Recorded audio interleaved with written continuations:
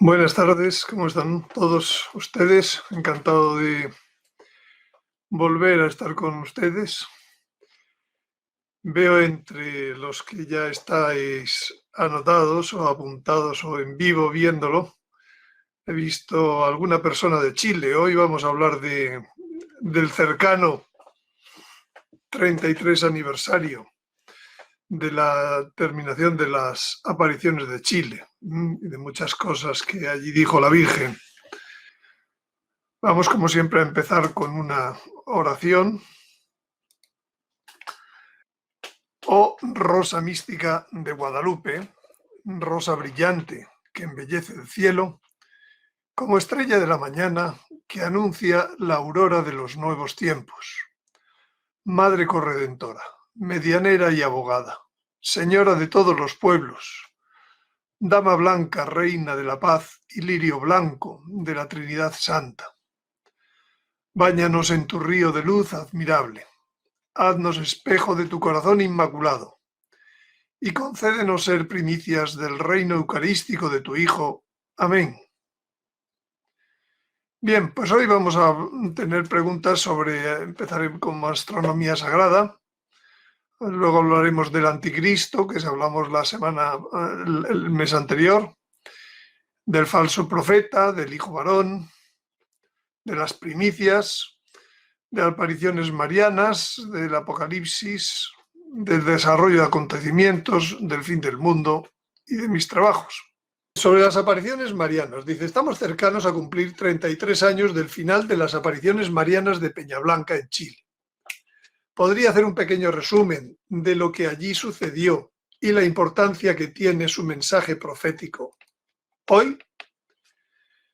Bueno, pues esta es la imagen que se da como la que más representa las apariciones, que de algún modo pues es el cinto, es una forma de presentarse la Inmaculada, parecida pues a lo de Lourdes.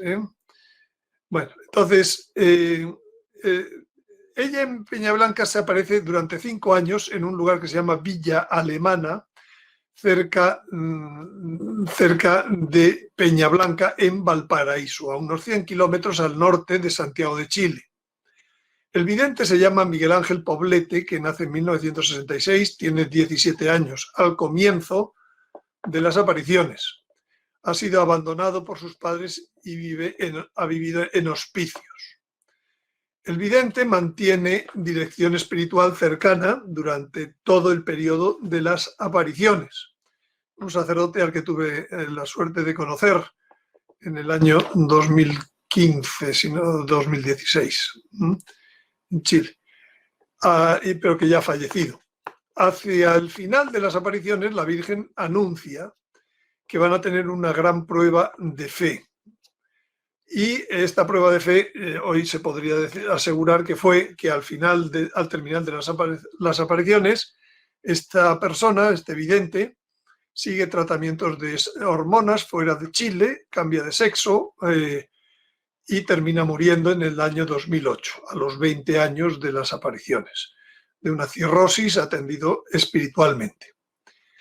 El comportamiento posterior, lógicamente, o las dudas de los videntes, pues en realidad, si se analizan correctamente, no tiene por qué ser criterio de veracidad de las apariciones. Pero lo hecho cierto es que estas apariciones todavía siguen en estudio por la Iglesia, aunque se permite culto en el lugar, se permite una serie de cosas, pero están en estudio, no se han dado por aprobadas. Entonces, las pruebas que sufre este vidente, pues es como otros muchos videntes que han tenido pruebas en forma de dudas sobre los sucesos que han vivido, e incluso de algunos de estos videntes ya son santos y han tenido dudas. El tener dudas no significa que no sea real la aparición. Las apariciones fueron acompañadas en los días que ocurrieron de multitud de hechos extraordinarios.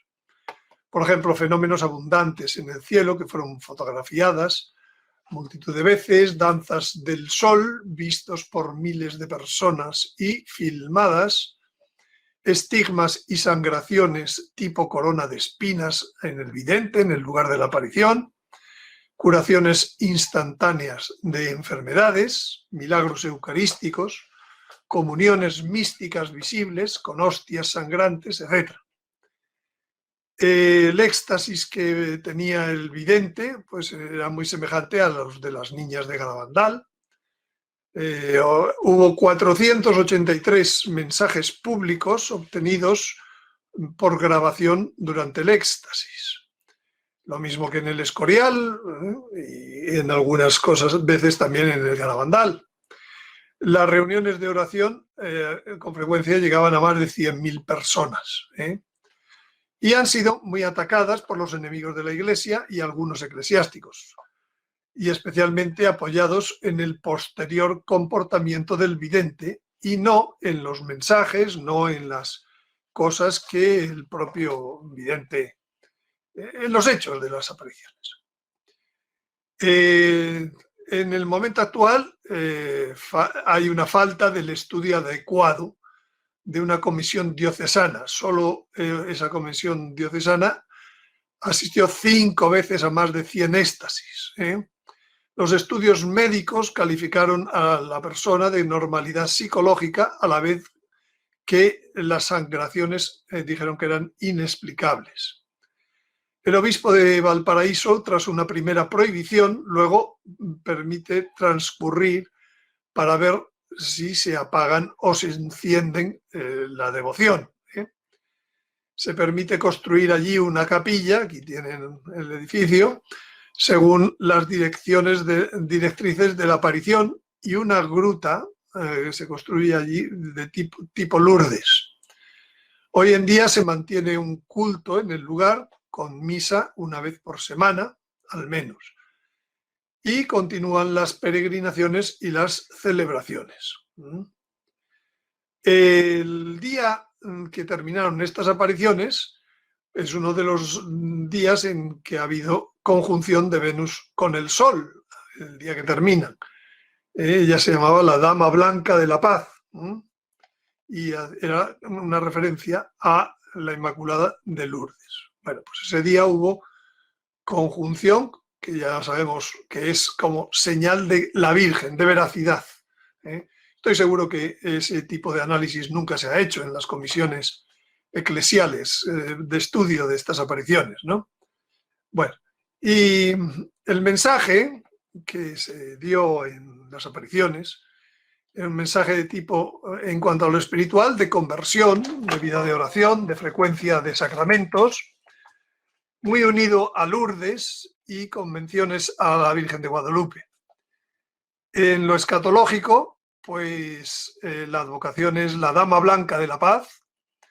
Medjugorje, que empiezan 2 años antes, es la Reina de la Paz. Aquí es la Dama Blanca de la Paz. La Virgen se queja porque la Iglesia no está atendiendo a sus peticiones ante los mensajes de advertencia muy precisas sobre guerras mundiales, desastres naturales y fenómenos astronómicos que van a ocurrir como consecuencia de los pecados de los hombres. Sobre la Iglesia, sobre Roma, dice, no han entendido los avisos. Dice, tú, Roma, no has entendido el primer canto del gallo, que son los mensajes de la Salete y Fátima.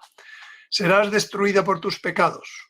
Roma, no te dejes guiar por la bestia que te ahoga de a poco. En el año 1984, durante estas apariciones, se dio la consagración del Papa Juan Pablo II a la Virgen de Fátima, teóricamente de Rusia, pero sin nombrar Rusia, en unión teóricamente también con todos los obispos del mundo, pero no nombró Rusia. Entonces, esto se hizo el 25 de marzo de 1984 durante las apariciones, el tiempo de las apariciones de Peñablanca. Y contestó, y la Virgen dijo, a los 3 meses del 25 de marzo de esa consagración, dijo, pedía que todos los obispos del mundo consagraran a Rusia mi corazón inmaculado. Pero este pedido no se cumplió. Entonces Rusia esparcirá sus errores por toda la tierra. Bueno, han pasado más de 30 años desde ese momento y vemos que hoy en día el mundo parece comunista, y cada día más. Dijo el 15 de agosto, si me tienen tanto amor, accedan a lo que les dije, para que Rusia se convierta. Luego, claramente, frente a otras consideraciones, diciendo que sí, que esa consagración fue válida, yo no digo que no fuera sin efectos, pero como tal, está claro que no fue tal como lo pidió la Virgen y por los resultados se ve. Esto mismo lo dijo el Papa Juan Pablo II y apareció en la portada del Observatorio Romano al día siguiente, que a ver si hay otra oportunidad en donde es posible hacerlo como ella quiere, ¿no? Entonces, con razón, en agosto ella dijo, si me tienen tanto amor, Papa de totus tuus, accedan a lo que les dije, para que Rusia se convierta. El Papa y todo el entorno que fuerza al Papa, porque ella aquí ya está hablando en plural, accedan a lo que les dije. Sobre los sacerdotes, decía ella, los sacerdotes ministros de mi hijo por su mala vida, esto es en repetición de lo de la Salet, por su impiedad al celebrar los santos misterios, por su amor al dinero, a los honores y a los placeres, se han convertido en cloacas de impureza que claman venganza. La venganza está sujeta sobre sus cabezas. La maldición a los sacerdotes y personas consagradas a Dios, que con su mala vida crucifican a mi Hijo, vuestro Señor. El 18 de mayo de 2018, pues 30 años después, se produjo la renuncia por escrito al Papa de todos los obispos chilenos, hecho insólito en ninguna otra nación. Recuerda al caso del segundo mensaje de Garabandal, en donde decía sacerdotes, obispos y cardenales van por el camino de perdición. Y cómo en tan solo 3 años desapareció el centro de formación de comillas, que era el mayor centro de formación sacerdotal de España, del cual han surgido el 60% de los obispos españoles en la siguiente mitad de siglo. Entonces, pues sí, entonces la Virgen dice los sacerdotes, todos estos avisos. Allí habló de la parábola de los 3 pastores, que la dio el 22 de julio de 1984. Dice, he aquí que eran 3 pastores. El primero tenía a su cargo 100 ovejas, el segundo 40 y el tercero 10 ovejas. Llevaron los pastores a pastar sus ovejas. El de las 100 ovejas las dejó en un camino cerca de barrancos y quebradas, con terrenos llenos de ortigas. El segundo dejó sus 40 ovejas a la orilla de un gran lago. Muchas se ahogaron, mientras las restantes caminaban por áreas llenas de cardos. El que tenía a su cargo 10 ovejas las llevó a la cima de un cerro lleno de pastos aromáticos, las cuidó, las vigiló y cuando tenían hambre se preocupaba que comiesen y cuando tenían sed que bebiesen. El de las 100 ovejas llegó al fin donde su jefe con solo 65, el de las 40 con solo 16, el de las 10 ovejas con 24, muy bien alimentadas. Bueno, hay una rendición de cuentas de los pastores dentro de esta parábola, con una disminución del 10%, del 8% del salario de los 2 primeros y un premio al tercero. Y una explicación, dice, el jefe es nuestro Señor Jesucristo. El de las 100 ovejas es un obispo descuidado y por eso fue al infierno. El de las 40 ovejas es un sacerdote que fue al purgatorio, ya que no se preocupó lo suficiente. El de las 10 ovejas es otro sacerdote que va al cielo, por el amor demostrado a su Señor. El de las 40 ovejas tiene relación con la quinta letra del alfabeto griego, épsilon, cuyo valor son 5 euros. Perdón, euros no, épsilon, esa es épsilon. Entonces, termina diciendo, el que descifre esto sabrá la fecha de la Tercera Guerra Mundial para estar alerta. Bueno, pues aquí cualquiera, además dice la Virgen que no es difícil descifrarlo, que cada cual puede intentarlo. La verdad es que en cierto momento pues se produjo yo hice, otra persona de allí, del entorno de Chile, pues hizo un descifrar que curiosamente le salía la fecha 24 de agosto del 2016, que era la misma fecha en que había una conjunción Marte con Marte-Júpiter, creo que era, pues que estaba indicando una guerra. Y que yo lo había puesto también en uno de mis vídeos en internet. Con lo cual, pues durante un tiempo pues hubo un cierto decir, bueno, pues a ver qué pasa. Durante unos meses yo estuve como en abril, mayo en Chile, pues hasta agosto a ver qué pasa, ¿no? No pasó nada, no hubo la guerra. Entonces quiere decir que esa no era la interpretación correcta, habrá otra, cogiendo esos datos. Esta es la tabla que yo ya hice, este descifrado el 12 de junio del 2018.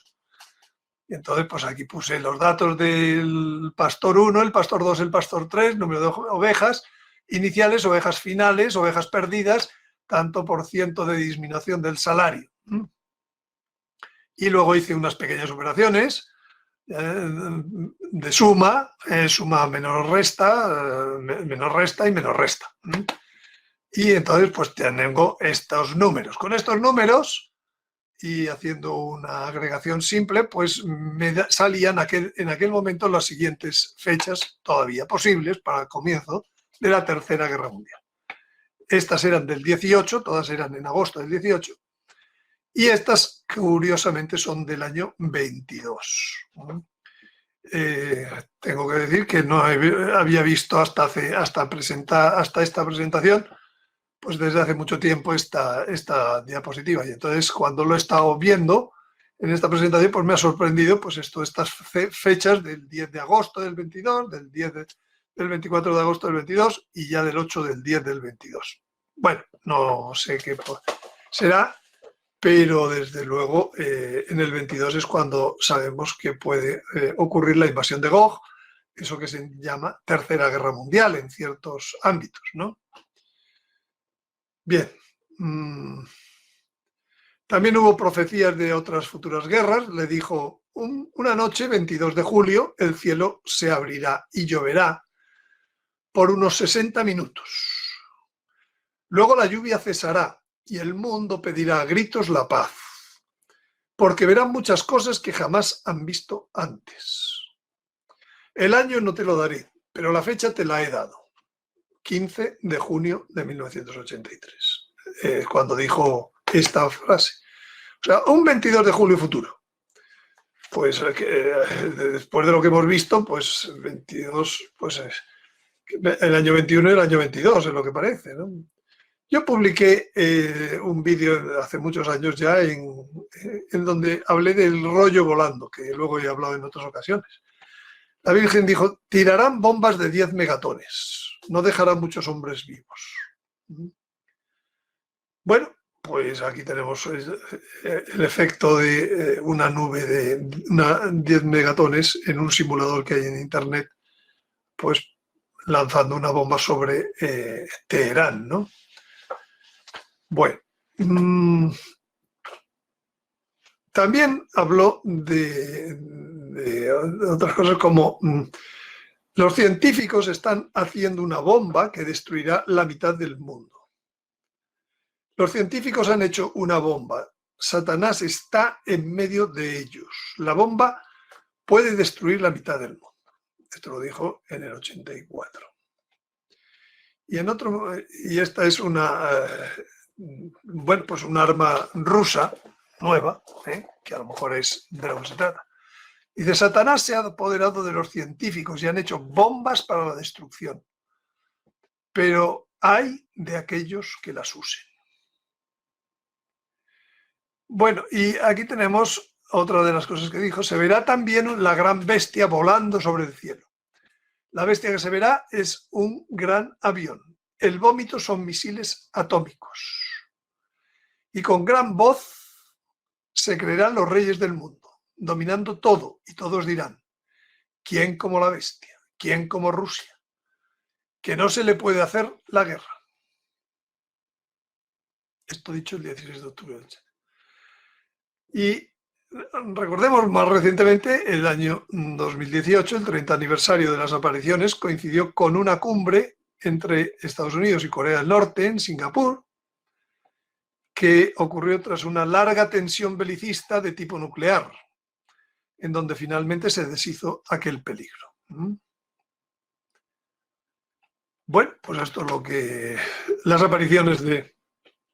un rápido resumen de las apariciones de Peña Blanca.